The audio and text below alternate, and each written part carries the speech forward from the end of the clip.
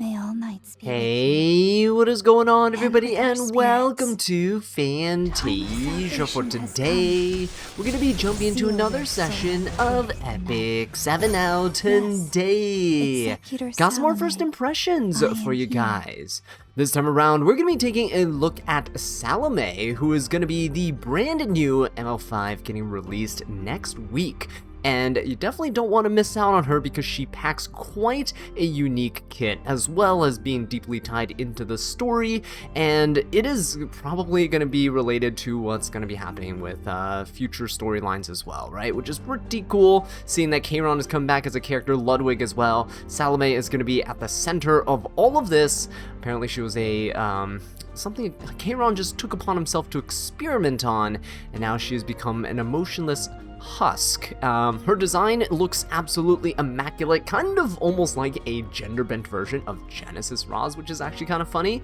But yeah, let's go ahead and dive into her stat lines with her hero introduction. Salome is going to be a 5-star Dark Elemental Warrior of the Aries star sign, which means she actually boasts quite a bit of HP and defense. Her speed is actually not that bad as well. Keep in mind she doesn't awaken to any crit chance or any crit damage, which kind of sucks, but you'll see why in a bit, that it doesn't really matter. Other units that have the Aries star sign, by the way, include units that you're probably familiar with. Older veteran players might be aware of Edward Elric, right?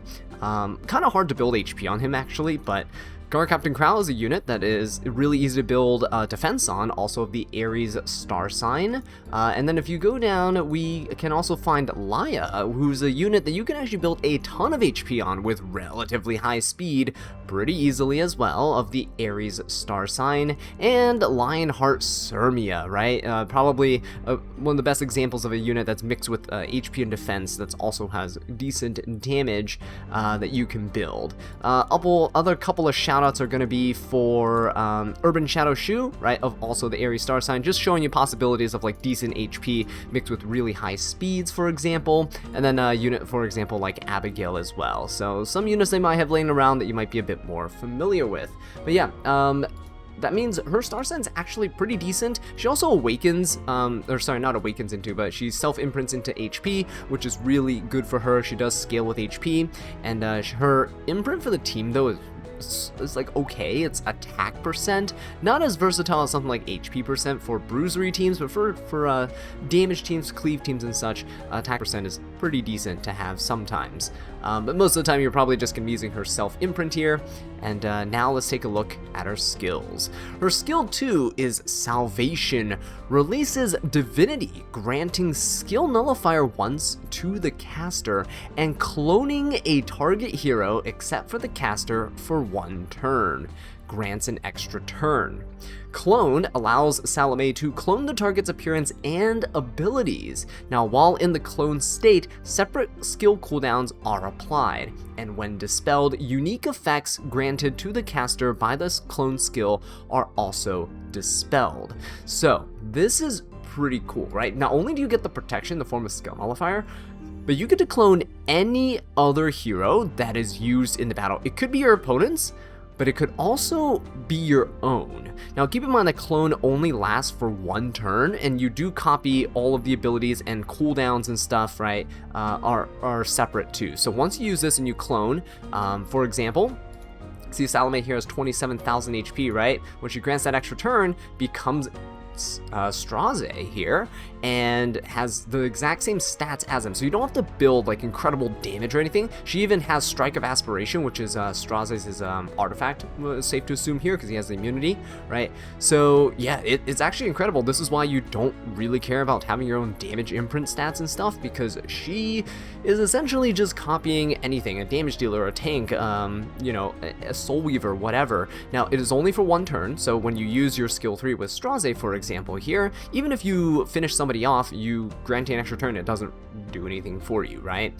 In this case here, I don't believe, oh, she does. See, she finished off Genesis Roz, but she doesn't gain the extra turn that Straze would gain after defeating someone with a skill 3, okay? So do keep that in mind, right? You can't like copy Notos or whatever and then skill 3 and then be the god of war for 3 turns. No, you can skill 3, it'll probably cleanse everyone, get rid of all debuffs and buffs, and then that's pretty much about it, right? And yeah, see, so she does get the extra turn there. But yeah, she doesn't get to do much else afterwards, right? Because she's granted that extra turn after the ability. And yeah, so not that bad. Skill 3, Yggdrasil's Judgment. After inflicting collapse on the enemy for 2 turns, attacks with the power of Yggdrasil with up to a 100% chance to inflict decreased defense for 2 turns, and deals additional damage to the target. Damage dealt and additional damage increases proportional to the caster's max health. So this is where she has her HP scaling effects here, right? And having a 100% chance of defense break is really, really good, especially because she has collapse. And if you don't know what collapse is, Genesis Raz has collapse on his skill 2. It takes away half of the opponent's HP. So it is incredibly powerful. You guys know how having the HP of anybody is really good, especially with a unit like Genesis Raz who can nuke things, right? So she essentially, after her skill 2, copying someone and setting up a skill, whether you're cleaving with Straze or you're setting up with a more supportive skill for the team, you can then go ahead and defense break something, collapse something, to allow your team to essentially have an easier time pushing forward for even more damage. So she is really, really strong utility, and honestly, the amount of combinations you can do with her, the amount of possibilities with her, are kind of endless. Now you can see here they're not building her with crit or anything, which makes sense. She has like 27,000 HP, built more like Azallea, I would say, high HP, high speed. And she's defense breaking this boss room after collapsing for 2 turns, kind of like Genesis Raz. She doesn't have a seal though, and let's check out the fixed damage, right? About 15k damage, boom, up to 6.5, right? So about 5,000 damage for 27,000 HP.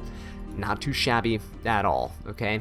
And then we have her skill 1, Corrupted Divinity, where she attacks the caster with attacks the enemy with a spear. She won't attack herself, and triggers a dual attack from the ally with the highest attack. Damage dealt increases proportional to the caster's max health. So this skill 1, one thing that's really important to note here is that it doesn't require you to soul burn. Most dual attack skills are random, or if you want to dual attack with the ally with the highest HP or highest attack, it would be something specific, right? You'd have to have a specific condition, like having immortality. You'd have to have a soul burn that you use. Her soul burn is actually attached to her skill 3, where she ignores resistance, which is really nice as well. But yeah, that is Salome, guys, and her skill kit. She's going to be available next week on April 23rd. So now let's go ahead and talk about some potential builds that you can go along with her. So before we talk about any gear sets and builds, let's talk about utility first. Sweet Miracle is the artifact that comes to mind for me when I think of a supportive warrior. Sweet Miracle, if you're unaware of what it does, it's a limited artifact, Laya's artifact in this case, and it increases the unit's health by 10%. This is your final HP value, right? So if you have 25,000 HP on Salome, this would give you 2,500 HP on top of your health. So you'd end up with 27,500 HP, which is a huge difference, right? And it also has the effect where at the start of the turn, you have a 100% chance to decrease debuff durations on yourself by 1 turn, which is really nice. So yes, it only activates once every 3 turns, but you actually turn cycle quite a bit with Salome, being able to take an extra turn with your skill 2, for example, right? So it's actually pretty nice. I would say that this is probably going to be one of the best artifacts to be running on her.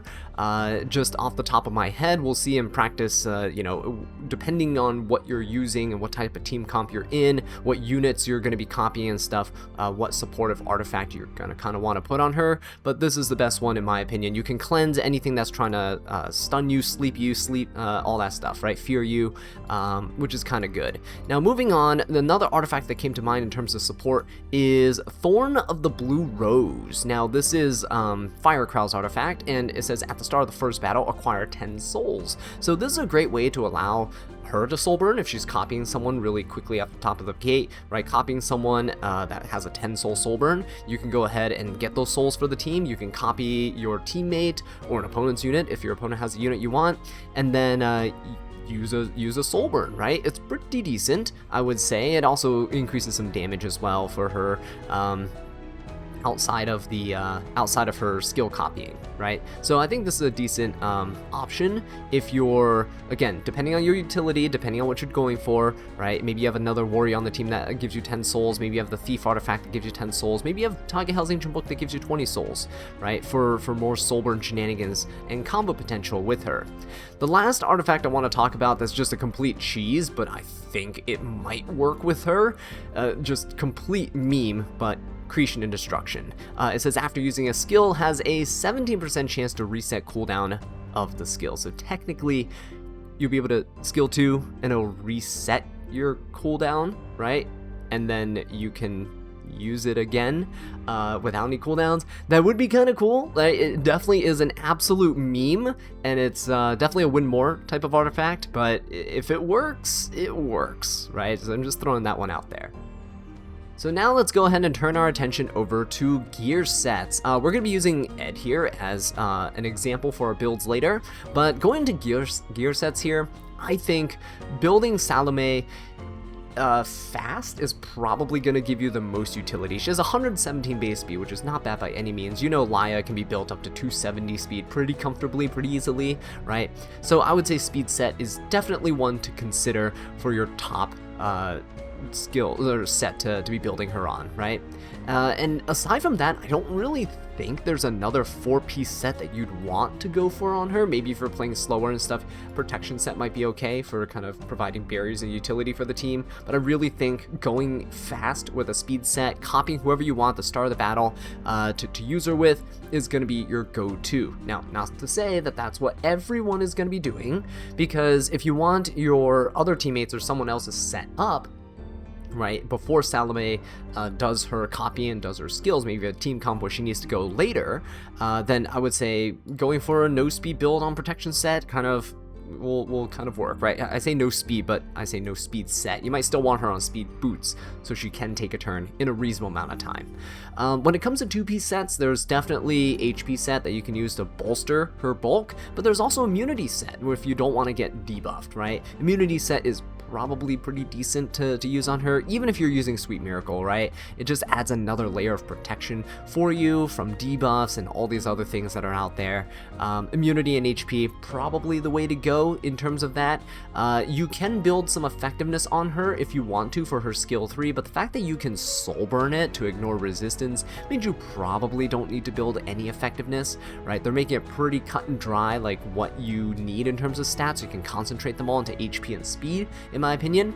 But yeah, these are probably the sets that I'd be going for. Anything else is not necessarily great. I guess you can consider Pursuit set if you want some additional damage, 20% extra fixed damage on her skill 3, but I don't think that's going to come up enough for it to really matter. Her dual attack is already super good utility for the team, so this might be a very low priority, maybe for certain builds, right?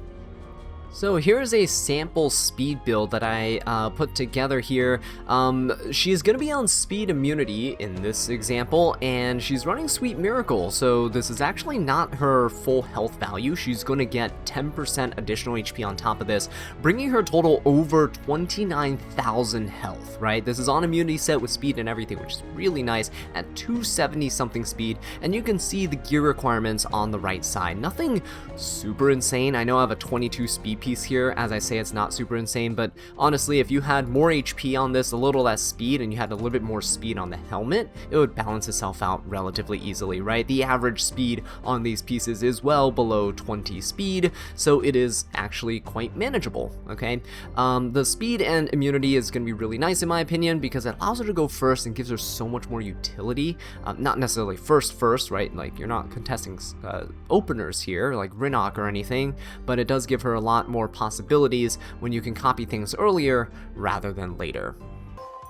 So in my opinion, right now, it's kind of difficult to gauge what teammates she's going to work well with and what opponent's units can potentially like counter her, right? And normally I dedicate a whole section into like counterplay and like synergy, but when it comes to Salome, I think she is just so versatile, right? In this case, you know, we saw her transform into the Straze. We'll see it kind of play out again here, right? I think there's just so much potential for her that the options are kind of honestly limitless here. You see Astraze, skill 3, she keeps the invincibility from the Astraze and gets the extra turn from his ability too. Her initial extra turn doesn't actually let her do this, by the way. Her initial extra turn just lets her take a turn with whoever you copied, so that's kind of nice.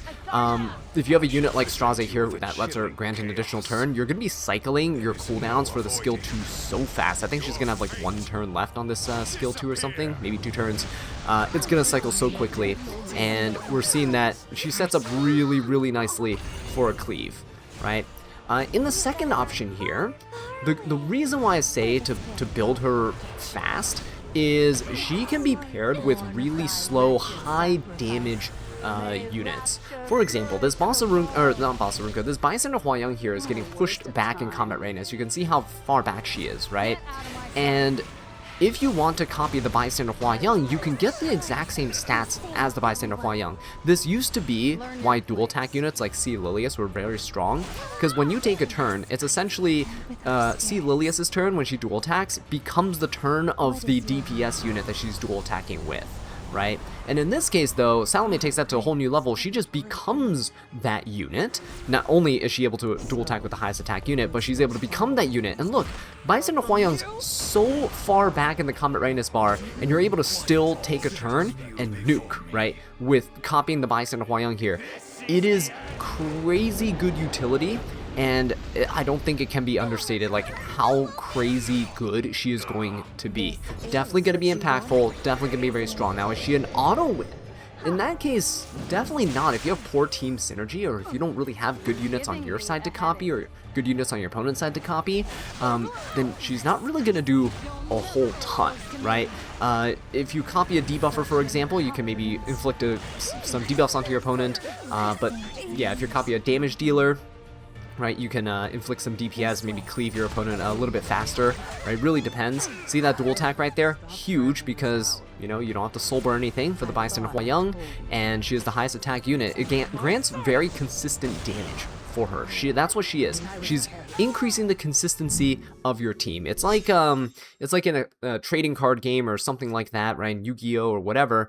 If you are playing multiple copies of a card in your deck, that feels like what Salome is, right? She essentially just becomes that extra copy of a unit on your team, or potentially copying some unit on your opponent's team, right? And it's just really, really nice. I would say that it actually probably will come up more often that you're copying your own units, because it's so much easier to have, you know, pre-built synergy in your choices than to copy your opponent's units, right? Let's look at the opponent's team here, for example. It might be okay to potentially copy like the Shepherd of the Dark DN, just a skill 3 and seal everyone, maybe push him back and everything like that. That probably would have been pretty decent, okay? But aside from that, I would say like Notos is not a good unit to copy because you're going to skill 3, and it basically just gets rid of unique buffs and stuff, and that's about it. And then Lady of the Scales, you can skill 3 and cleanse and push your team for a turn. That's about it. Setsuko, you can skill 3 and kind of blind everybody, strip some buffs and stuff. In some cases, that might actually come up and might actually be pretty good, but I can think of cases where like you want to build a slower Salome, for example, for like a New Moon Luna. Your New Moon Luna might be 300 speed. She'll go first, she'll skill 3, she'll seal everyone on the opponent's team, and maybe your opponent has Infinite Horizon Acades, right? Salome becomes redundancy, which is really decent, because Infinite Horizon Acades can go and cleanse all of the seals and unbuffables and stuff from your team, and then after that, you can use Salome to copy your New Moon Luna to just do it again. So I think it's actually really cool to have that type of utility. I might eat my words later when I regret fighting her every single match, right? But who knows, right? We'll see. If you're excited for Salome and you definitely want to see her in action in Arena, in RTA, and all that good stuff, do be sure to subscribe to the channel so you don't miss out when we inevitably go into testing mode with her. But with that being said though, guys, that is going to be it for my first impressions here. Let me know what you think of Salome in the comment section down below, and I will catch you in the next one. Take care.